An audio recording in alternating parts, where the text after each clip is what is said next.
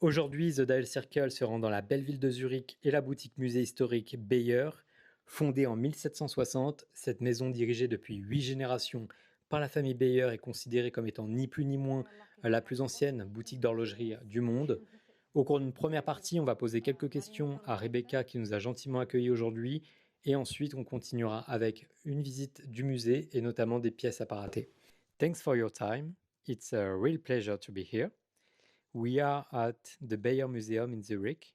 Can you tell us the story of the Beyer family and how it all started? So first of all, I also want to say welcome to Beyer Watch and Clock Museum. So the family Beyer is the oldest watch retailer in the world, actually. Today is the 8th generation. And the museum, which we are standing in, was founded by Theodor Beyer, the father to the now owner. So it was in 1971. And I mean, it's a family with a lot of history and, as you can see, beautiful, beautiful watches. And what does it mean today to lead a watch business with such a long history? This question is more maybe for the shop or for Muriel Zahn-Beyer, who is the owner of the Beyer company. For the museum, I mean, it means that it's like you have everything in one house. So we can start by that. We have the watchmaking, we have the shop, and here you have the museum, which is what I see, it's like the heart for the whole. And it means, I mean, you can really feel the knowledge and history that comes together. Maybe is this. How did the idea for the museum begin and how did it become open to the public? Yes, it was then, as I told, then Theodor Beyer, the father to the now owner. He was the main character, I would say, for the museum. He had a lot of knowledge about watches, a really passion. So he was the big collector in the family. So he did not just travel around the world. I mean, he did also have the connection. And of course, you need also to buy these watches. You need to have the money for it as well. So, that's right. But he had a really good eye for watches. So, and he felt like I could not just have it for myself. I also want to show it for the public. So that was then in 1971. The museum is not just about watches, but about time itself. Why was it important to show more than just watches for you?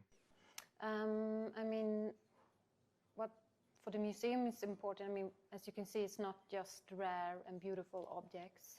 It shows also the history of the time measurement. So it starts by 1,400 years before Christ and goes on until today with the mechanical watches.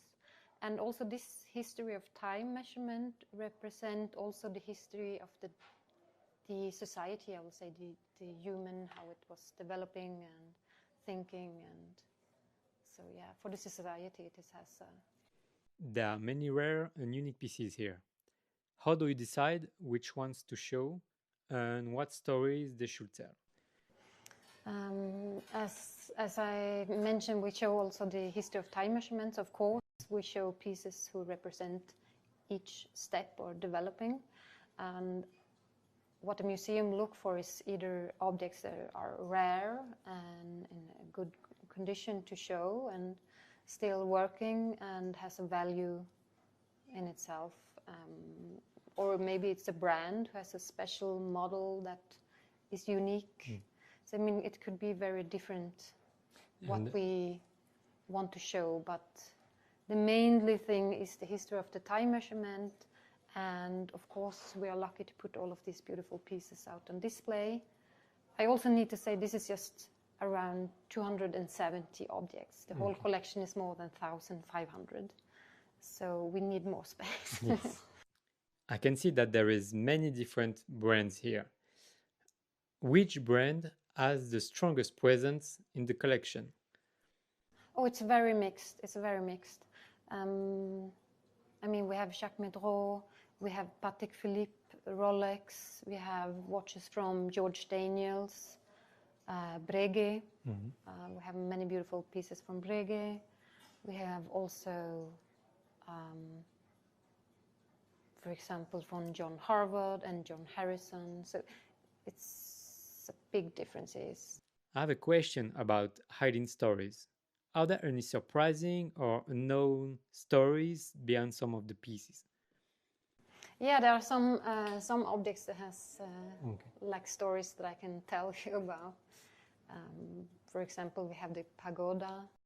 It was made for the Chinese Empire, and first it was actually promised to the Queen Elizabeth, but the man who did sold it, he then did call Theodor Beyer first because he think it would come in good hands, and asked, if you hurry, I can sell it to you first. So Theodor Beyer was like traveling very fast to get these pieces, and he get before the Queen Elizabeth. Beyer has strong relationships with many watch brands. How did Theodor Beyer manage to acquire some of these special pieces? Was it through personal connections, auctions, or other ways? Exactly, he had the connection, he went to auctions. Sometimes people come to the museum and ask, are you interested to buy this piece? Because they know they are also coming in good hands when it's in our museum. So I think he had like big eyes and ears to look around to find the pieces. And who visits the museum today? And has it changed over time? As long as I have been here, it's around 4 years.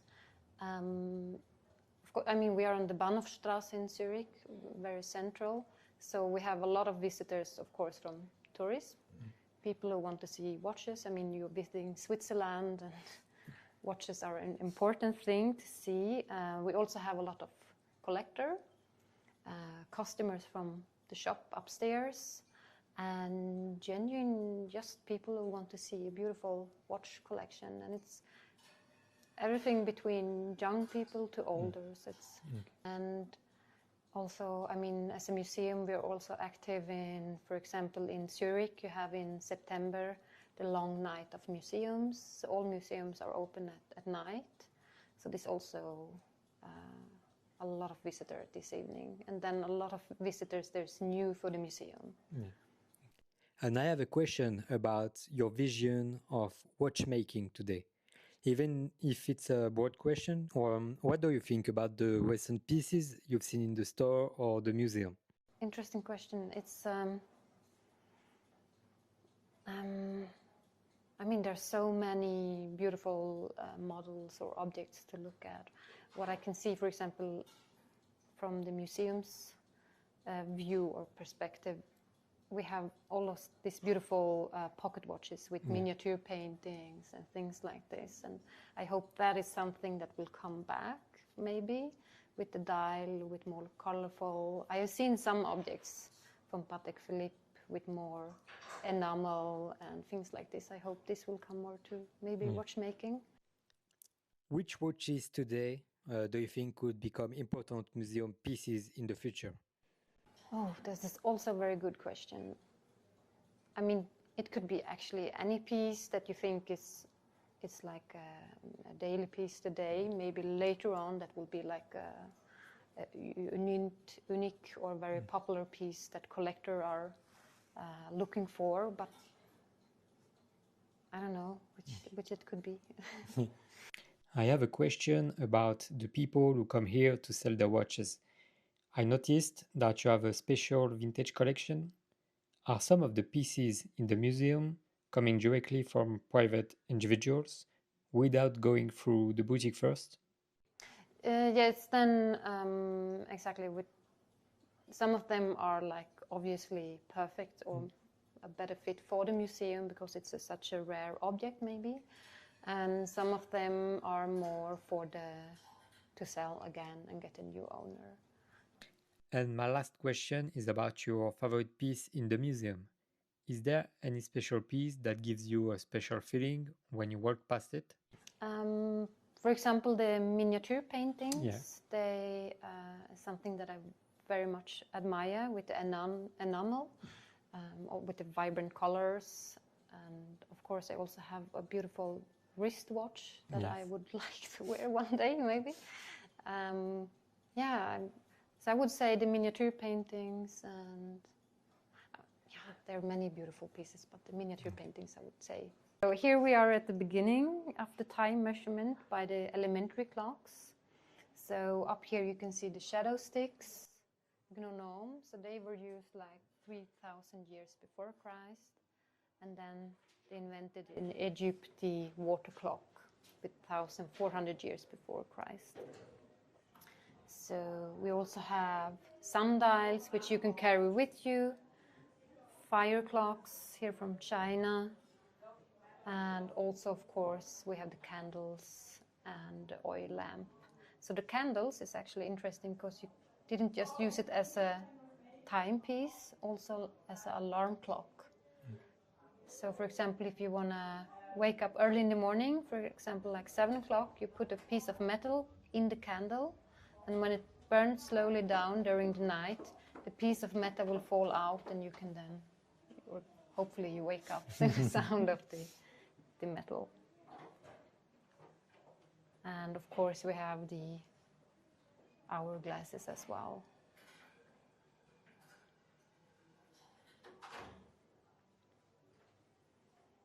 Steam machine with also a clock on it as well. So this is from France, from Paris, also from Zurich, from 1875. So they made like a steam machine with thermometer, barometer, and also a clock as well. So this is the an old church clock from 1522 as Turbental, also Canton Zurich. So it's more than 500 years old, and almost all of the first mechanical watches did look like this. This was the basic, the beginning of time measurement with the mechanical clocks. It's actually, if you will stand here and film, then you can see this gear will then move very slowly, or fast actually, more fast and slowly. So I hope it will.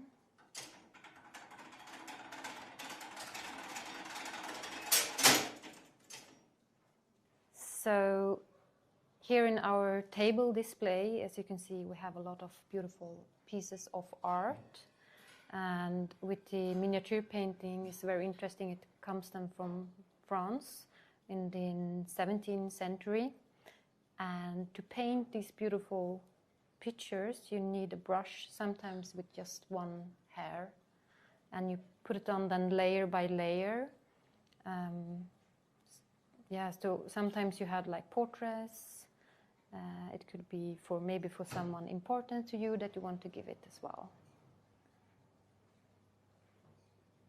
So here you can see some examples.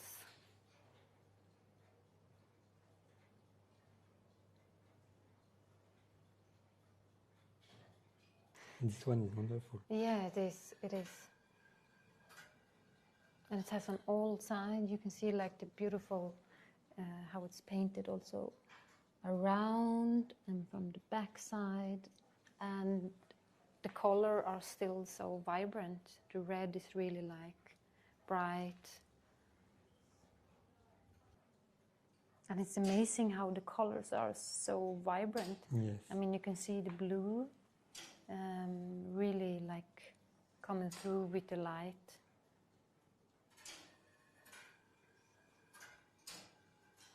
And as I was talking about miniature painting, here's a famous painting in Switzerland. This is the Gotthardpost and was painted by Koller. And the original painting is hanging in Art House Zurich, and it's around 1 meter, 20 centimeters, something like this. And I think it's a big, make it easier to think how you could put a big picture like that on a pocket watch. And every detail is painted by hand. And it's also made of gold. And this was a gift from Patek Philippe when Beyer had an anniversary of 225 years. Watches. So we have 3 George Daniels because also Theodor Beyer was a good friend with George Daniels. And Those who know George Daniels watches are very rare and expensive, and each object is very unique.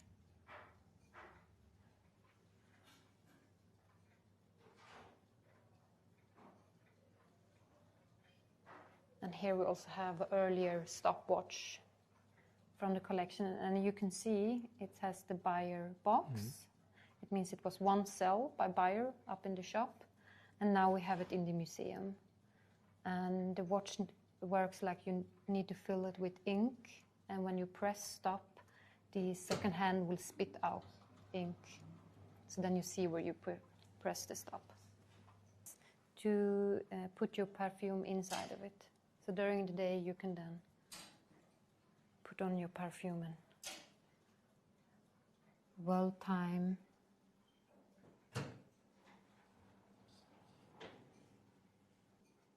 You can see it has both sides. On the other side you can also read the time, and also ivory. And to make a watch out of wood is like very special. I mean, that's such a material that also can change with temperature. These pieces were used mainly to put out on the big salons or halls where you have your guests, so you can amuse your guests with this, playing music or beautiful objects and things like this.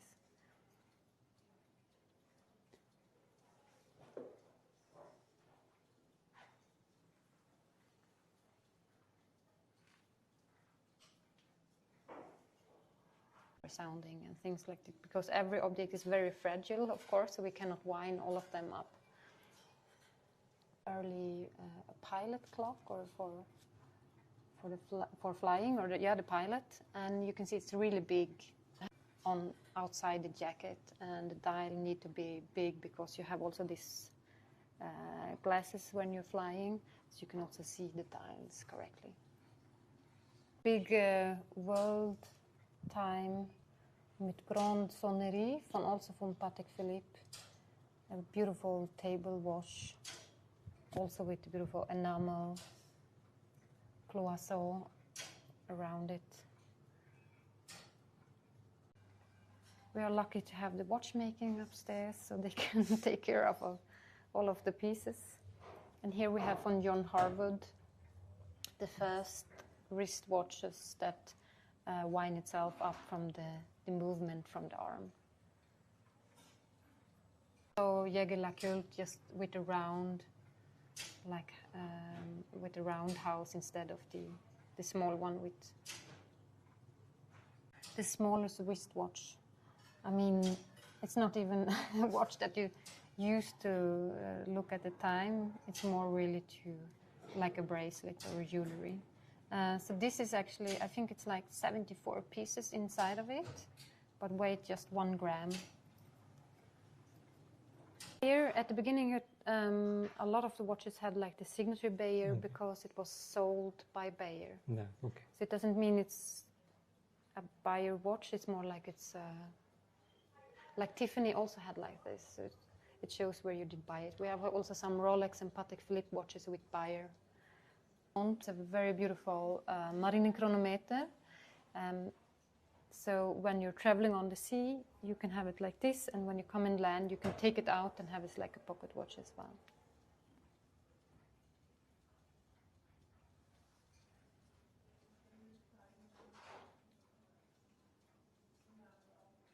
Jewelries and timepieces. And the ladies had, of course, jewelry. So when you didn't wear around on the shot line, you can then wear it as a ring or a necklace or a brooch or something like this.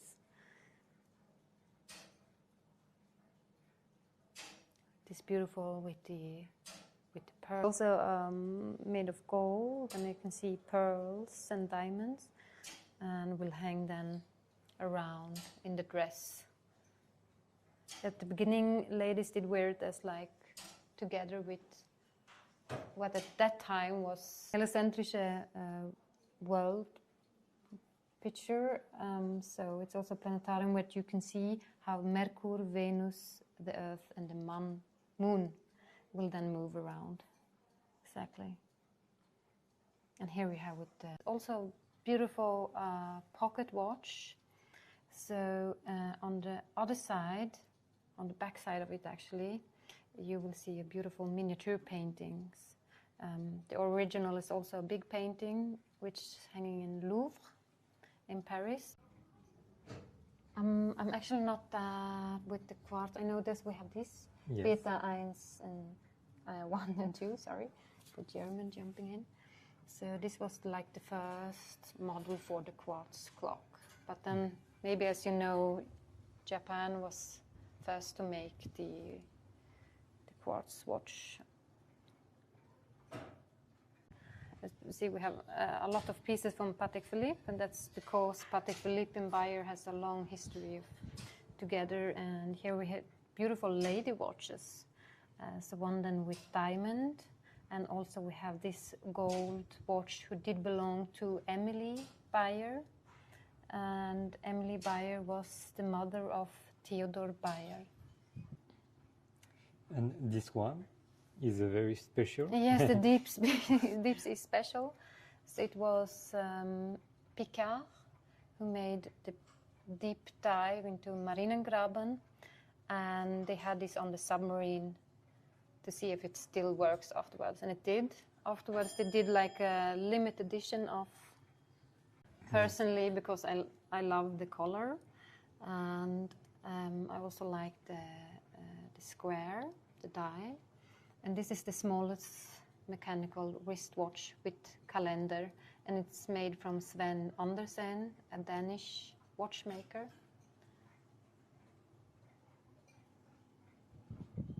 So, for example, we have here this beautiful bird.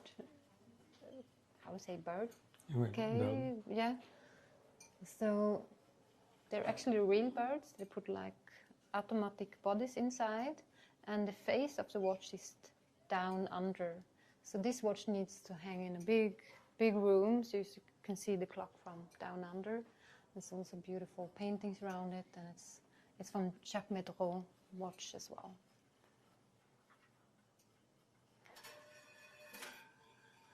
And here we have some, this is the party clock. This is the same watchmaker as I mentioned with the wristwatch with the green band. So this is also from Svend Andersen. A very playful watchmaker. And of course we have the pendule mystérieuse.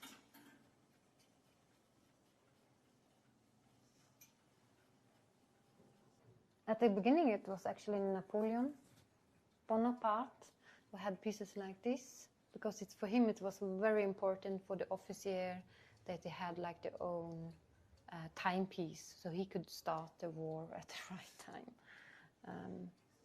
Or the one of the most, the pendule sympathique, which look like a normal table clock, but as you can see it's also a pocket watch on the top of it. And this one you can take with you during the day, and when you come back and put it back on place, at midnight both of them will synchronize.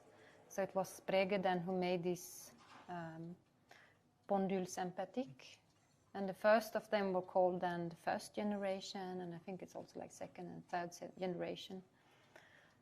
And it also did belong to Joseph Bonaparte. And here you have the traveling case, which you can take with you.